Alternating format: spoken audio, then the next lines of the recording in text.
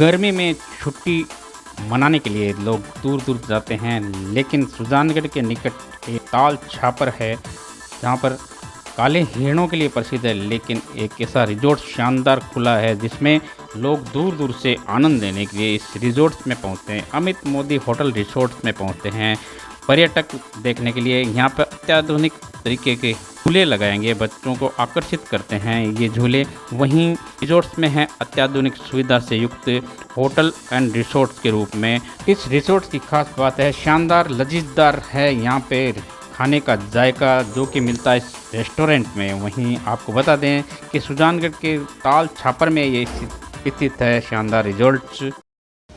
जब छापर आना हो, ताल छापर सेंचुरी देखना हो, यहाँ पे एक ऐसा रिजॉर्ट है जिसमें मनमोहक दृश्य हैं, मनमोहक अंदाज के हैं शानदार दृश्य।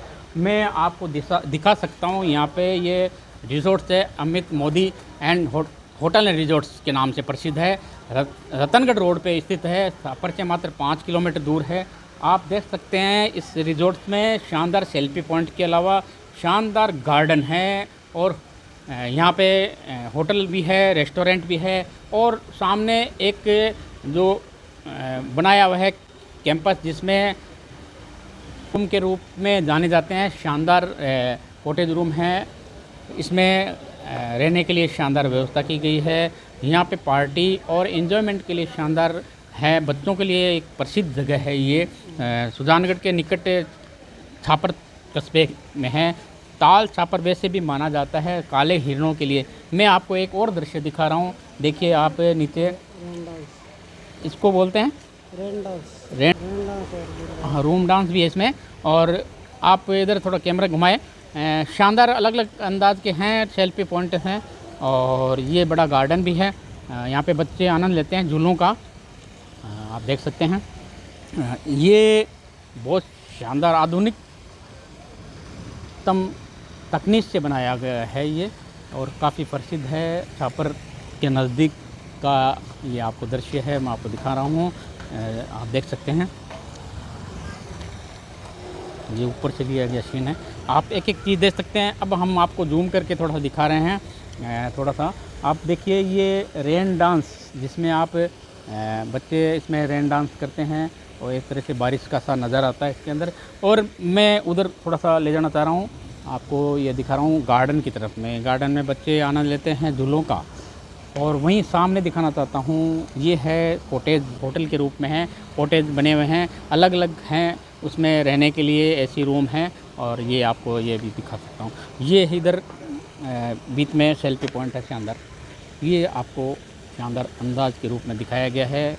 आधुनिक तकनीक से बना हुआ आधुनिकतम। लोग यहाँ पे काफ़ी एंजॉयमेंट लेने के लिए आते हैं, आनंद लेने के लिए आते हैं और ये काफ़ी प्रसिद्ध है छापर में।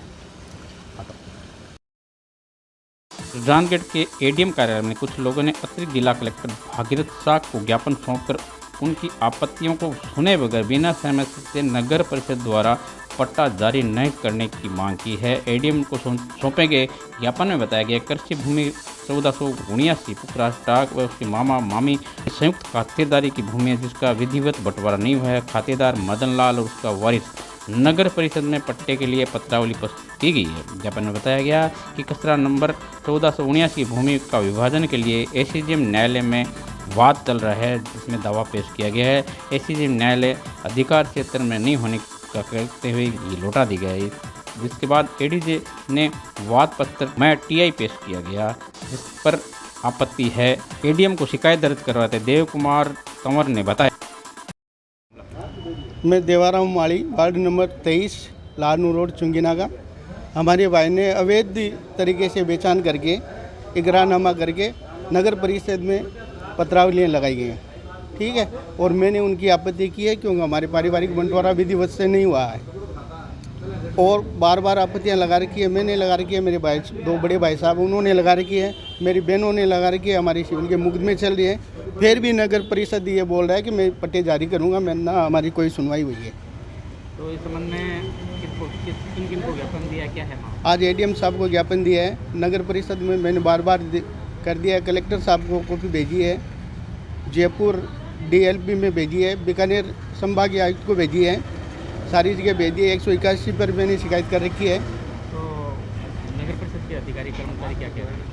नगर परिषद के अधिकारी ये बोल रहे हैं कि हमें तो पता नहीं है, हम आपकी कोई नहीं सुनेंगे, हम तो पट्टा जारी करेंगे। और सभापति ऐसे बोल रहे हैं, बार बार यही बात करते हैं हमसे। राजस्थानी फिल्म के निर्माता निर्देशक राजेंद्र चंद्र फिल्म प्रोडक्शन के बैनर तले राजस्थानी भाषा बावलती को अनुदान नहीं मिलने पर दुर्भाग्यपूर्ण बताया और राज्य सरकार के मंत्री कैबिनेट मंत्री बीडी कल्ला को कोसते हुए कहा कि सरकार ने अभी तक नहीं जारी किया है हमारे को अनुदान, जिसको लेकर सरकार से निरंतर हम मांग कर रहे हैं अनुदान की। वहीं राजेंद्र शेखावत ने बताया मीडिया को किस प्रकार की मांग थी, आप बताएं पूरा डिटेल। मैं राजेंद्र सिंह शेखावत, चंद्र फिल्म प्रोडक्शन के बैनर तले हमने अब तक 2 फिल्मों का निर्माण कर चुके हैं। दोनों केंद्रीय फिल्म प्रमाण बोर्ड से यू प्रमाण पत्र प्राप्त हैं। पहली फिल्म थी 2017 में रिलीज़ हुई, आपा ने तो बेटी बचानी है। उस फिल्म को तत्कालीन सरकार ने 3 लाख रुपए का अनुदान दिया था, जबकि सरकार ने 10 लाख रुपए का अनुदान देने की घोषणा कर रखी थी। ये सरकार आई, मुख्यमंत्री अशोक जी गहलोत ने राजस्थानी भाषा की फिल्मों को 25 लाख रुपए का अनुदान देने की घोषणा की। बड़े ही दुर्भाग्य की बात है कि वर्ष 2022 में हमने दूसरी फिल्म जो कि केंद्रीय फिल्म प्रमाण बोर्ड से यू प्रमाण पत्र प्राप्त थी, बावलती को अनुदान के लिए सचिवालय कला व संस्कृति विभाग जयपुर में दिया। 2022 में उसको अनुदान नहीं दिया गया। कुल 17 फिल्में अनुदान के लिए आई, उनमें से मात्र 6 फिल्मों को अनुदान देकर, वो भी मात्र 30 लाख रुपए सभी 6 फिल्मों को देकर इतिश्री कर ली गई। 11 फिल्मों को वंचित कर दिया गया। बावलती फिल्म केंद्रीय फिल्म प्रमाण बोर्ड से यू प्रमाण पत्र प्राप्त है और इस फिल्म में महात्मा गांधी का पाठ पढ़ाया गया है और बेटी बचाने और बेटी पढ़ाने और बेटियों को खेल कूद में आगे बढ़ाने का एक संदेश दिया गया है। राज्य सरकार की विभिन्न जन कल्याणकारी योजनाओं को इस फिल्म में दर्शाया गया है। खुद मुख्यमंत्री विजेता बालिका को सम्मानित करते हैं अपने घर में बुला के, उसके बावजूद भी कला व संस्कृति विभाग ने इस फिल्म को आज तक 1 रुपये का अनुदान नहीं दिया है। यह बड़े ही दुर्भाग्य की बात है। राजस्थानी भाषा में सेंसर बोर्ड ने इसको यू प्रमाण पत्र दिया, राजस्थान में इसका फिल्मांकन हुआ, राजस्थान के इसके कलाकार हैं, राजस्थानी भाषा में ये बनी हुई है, उसके बाद में भी अनुदान नहीं दिया जाना बहुत ही दुर्भाग्य की बात है। जब कला और संस्कृति विभाग से पूछते हैं कि क्यों नहीं दिया तो कोई जवाब नहीं देते हैं, कहते हैं कि पात्र नहीं है। अब ये नहीं बताते कि पात्र क्यों नहीं है, इसमें कमी क्या है, वो कमी बताते नहीं है। और प्रीव्यू जो हुआ उस समय निर्माता निर्देशक को बुलाया ही नहीं गया, जबकि पिछली वाली सरकार ने कम से कम 2 बार बुलाया था, सामने प्रीव्यू किया था। इन्होंने तो अपना कुलड़िए में गुड़ फोड़ लिया, कुछ आनी न जानी। मुख्यमंत्री जी ने घोषणाएं अच्छी की हैं, लेकिन उसको धरातल पे जो जिनकी जिम्मेदारी है उसको धरातल पे लाने की, वो बिल्कुल से ही निष्क्रिय व्यक्ति हैं। जो अनुदान देने के लिए जो कमेटी बनाई गई है उनमें पता नहीं कहाँ से पकड़ के उनको बैठा दिया है। उनको फिल्मों के बारे में क्या भी मालूम नहीं है, जबकि जो कि प्रोड्यूसर हैं, जो कि वितरक हैं, उन अच्छे व्यक्तियों को जो राजस्थानी भाषा की फिल्मों को समझते हैं, राजस्थानी भाषा के सिनेमा को आगे बढ़ाना चाहते हैं, उन लोगों को समिति में लेना चाहिए था। लेकिन अपने अपने हिसाब से भर्ती कर ली, जो कि परिणाम ये है कि जो सरकार की योजना थी, राजस्थानी सिनेमा के विकास की योजना थी, वो उस पर पानी फिर गया है। अशोक गहलोत साहब बिल्कुल ध्यान नहीं दे रहे हैं। मैं तो अभी भी कहता हूँ, अभी भी समय है, कुछ समय बचा है। मुख्यमंत्री जी कला व संस्कृति विभाग की तरफ ध्यान दीजिए, बीडी कल्ला जी को समझाइए, नहीं तो ये पूरी सरकार को लेके बैठ जाएंगे। ये कल्ला मंत्री जी सरकार को कल्ला खिला देंगे इस हिसाब से। तो सुजानगढ़ तहसील के लोडसर गांव में पंचायत के महंगाई राहत शिविर में पहुंचे विधायक मनोज मेघवाल, साथ में पहुंचे कांग्रेस कार्यकर्ता। विधायक ने कैंप का निरीक्षण किया। उसके बाद में आयोजित कार्यक्रम में गांव के सामुदायिक भवन के लिए जमीन देने वाले जगदीश सिंह का भी किया स्वागत। विधायक मनोज मेघवाल ने सरपंच कन्हैयालाल शर्मा ने विधायक से सामुदायिक भवन निर्माण के लिए बजट देने की मांग की। ग्रामीणों ने विधायक से सड़क बनाने व बंद पड़ी टंकी को फिर से शुरू कराने व अस्पताल खुलाने की मांग की। ग्रामीणों को संबोधित करते विधायक ने कहा कि मुख्यमंत्री अशोक गहलोत की लोक कल्याणकारी योजना से जल्द क्रियान्वित की जाएगी। महंगाई राहत कैंप के साथ पेंडिंग पड़े राजस्व संबंधित कार्य किए जाएंगे। प्रशासन गाँव के संग कार्यक्रम में इन कैंपों में आम जन को जल्द लाभ मिले। विधायक ने कहा कि पहली बार सरकार ने 500 रुपये में गैस सिलेंडर, 100 यूनिट बिजली फ्री करके चिरंजीवी योजना में 25 लाख रुपए का मुफ्त इलाज दिया है, राहत प्रदान की है राजस्थान सरकार ने। विधायक ने मीडिया को बताया कि राजस्थान में पायलट व गहलोत की आपसी सुलह से कांग्रेस और मजबूत होगी, सत्ता में पुनः वापसी होगी, मेरा विश्वास है। विधायक ने इस अवसर पर कांग्रेस नेता विद्याधर बेनीवाल, कांग्रेस जिला अध्यक्ष भवनलाल पुजारी, आदर्श जाट महासभा के जिला अध्यक्ष धर्मेंद्र किलका, एसडीएम मूलचंद लूनिया, पंचायत समिति के वीडियो शिव शर्मा प्रधान, पूर्व गणेश ढाका तहसीलदार प्रवीण कुमार, नायब तहसीलदार राजेंद्र सहित के लोग उपस्थित थे, जिनका स्वागत किया गया। पंचायत की तरफ से प्रधान लोडसर के सरपंच द्वारा वहीं पट्टे वितरित किए गए। साथ ही महंगाई राहत के विधायक मनोज मेघवाल ने महंगाई राहत शिविर में लाभ लेने वाले को पट्टे भी वितरित किए। साथ ही किट वितरित करते हुए विधायक मनोज मेघवाल ने कहा, माननीय मुख्यमंत्री जी अशोक जी गहलोत की एक महत्वाकांक्षी योजना कि जिसमें उन्होंने इस बार आम आदमी जो महंगाई से त्रस्त है उसको कैसे राहत दी जाए, कैसे उसके रसोई तक चूल्हे तक लाभ दिया जाए, इसकी एक बहुत बड़ी योजना बनाई, बजटीय प्रावधान किया और जल्दी से जल्दी कैसे लोगों को इसका लाभ मिले उसके लिए शिविर लगाए जा रहे हैं। प्रत्येक पंचायत स्तर पर 2 महीनों का प्रोग्राम रखें ताकि 2 महीने में पूरे राजस्थान में हर परिवार का रजिस्ट्रेशन हो सके और उसको उस योजना का लाभ मिल सके। और उसी क्रम में आज लोडसर का शिविर है जिसमें हम लोग यहाँ आए हैं और बहुत भारी संख्या में ग्रामीण जन अपना रजिस्ट्रेशन करा से उत्साह के साथ करा रहे हैं और उनको बहुत बड़ी उम्मीद है कि उसके बाद उन्हें जो मुख्यमंत्री जी ने राहत दी है उसका फ़ायदा जल्दी ही मिलने लग जाएगा। जिस तरह से पायलट साहब आगे हैं, क्या कहना चाहेंगे, क्या प्रतिक्रिया है? कांग्रेस मजबूती से चुनाव लड़ेगी, एक होकर चुनाव लड़ेगी और जो 2023 का विधानसभा चुनाव जो इस साल के अंत में होने जा रहा है, एकजुट होकर कांग्रेस पुनः एक बार सत्ता में आएगी, हमें पूरा विश्वास है। राजस्थान सरकार की बहुत बढ़िया योजना है कि माननीय मुख्यमंत्री अशोक जी गहलोत साहब और माननीय विधायक श्री मनोज जी मेघवाल साहब को बहुत बड़ा आशीर्वाद रियो है। गांव में खूब लोगों का काम हुआ है।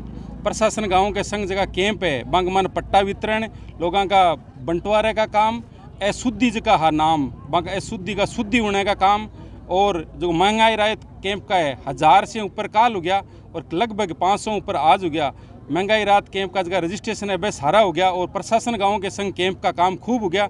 मैं हमारे विधायक श्री मनोज जी मेघवाल साहब ने और श्री अशोक जी गहलोत साहब ने, कांग्रेस की सरकार ने और जगह सारा ही पार्टी का पदाधिकारी अठांगा जिला प्रमुख रिएड़ा भाई भवनलाल जी पुजारी साहब, जिला अध्यक्ष रिएड़ा बाने और देहात अध्यक्ष विद्याधर जी बेनीवाल साहब, धर्मेंद्र जी किलका साहब और सभी सुजानगढ़ तहसील का पार्टी का वरिष्ठ कांग्रेस का कार्यकर्ता सब ने बहुत बहुत धन्यवाद दूँ। मेरे कैंप में आया, निरीक्षण करो, बहुत बहुत स्वागत, बहुत बहुत धन्यवाद। सुजानगढ़ तहसील के गांव मगरासर में नवनिर्मित पंचायत भवन का विधायक मनोज मेघवाल ने उद्घाटन किया। कार्यक्रम में विधायक का सरपंच संतोष मेघवाल व ग्रामीणों ने भव्य स्वागत किया। ये पंचायत भवन विधायक कोटे से बनाया जिस पर 35 लाख रुपए की लागत आई है। इसके अलावा भवन की 4 दीवारी पर 16 लाख रुपए के ब्लॉक लगाए गए हैं।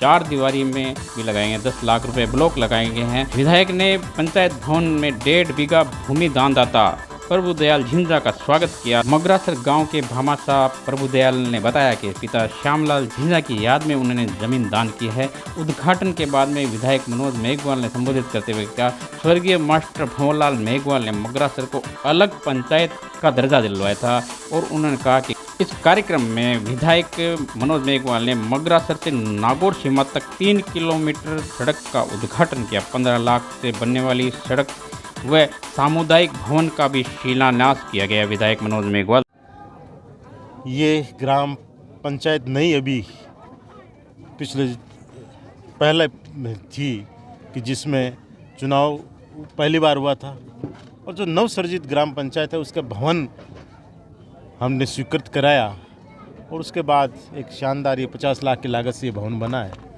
और उसका आज उद्घाटन हुआ है। गांव के लिए एक ऐतिहासिक क्षण है कि इनकी नई पंचायत बनी और उसका भवन का आज निर्माण हुआ है। साथ ही इस गांव की बहुत बड़ी मांग थी गोराव सड़क की जो नागौर सीमा को जोड़ती है, उसका भी हम अभी लोकार्पण कर रहे हैं जिसका भी निर्माण पूरा हो गया और साथ ही और भी जो विकास कार्य हैं उनका भी लोकार्पण हुआ है। की चिर परिचित जो इनकी मांगे थी सड़क की और पंचायत की, वो पूरी हुई है। ये आज इनके लिए, गांव के लिए भी ऐतिहासिक क्षण है और हमारे लिए भी कि इनकी जो मांगे थी हम लोगों ने पूरी की। प्रभुदयाल जी झिंझा, जो श्याम जी झिंझा, जिनकी याद में उन्होंने इस भवन के लिए ज़मीन दी है, उनको मैं बहुत बहुत धन्यवाद दूंगा कि उन्होंने अच्छी लोकेशन में ज़मीन दी ताकि आने वाली पीढ़ियां भी इसको याद रख के, ध्यान रख के भी एक गांव की अच्छी जगह ज़मीन दी। क्योंकि हमेशा हर गांव का जो आता है उसको ग्राम पंचायत में आना पड़ता है, आईटी सेंटर में आना में ज़रूरत पड़ती है। तो अगर इधर उधर बन जाती तो हमेशा गांव के लिए एक समस्या थी, उस समस्या को भी उन्होंने समाधान किया और अपनी ज़मीन में से ये ज़मीन का बहुत, और ज़मीन भी काफ़ी बड़ी ज़मीन उन्होंने दी है ताकि भविष्य की ज़रूरतों को भी ये पूरा कर सके। संविधान दी है आईटी शहर की। ये जो नई हमारी ग्राम पंचायत बनी थी उसके लिए भूमि की आवश्यकता थी। गांव के पंचों ने, सरपंच ने, मुखिया आदमियों ने मिलके बात किया कि ज़मीन चाहिए। तो मैंने इनको कहा था कि यहाँ लोकेशन अपनी कानूता की है, कानूता मेरी पहली ग्राम पंचायत थी, तो इसी रोड पे बोले भूमि हो तो अच्छी बात है। तो ये भाई नानू राम था, इससे बात करके मैंने ये भूमि का तय किया और 1 बीघा 8 बिस्वा भूमि हमने दिया है।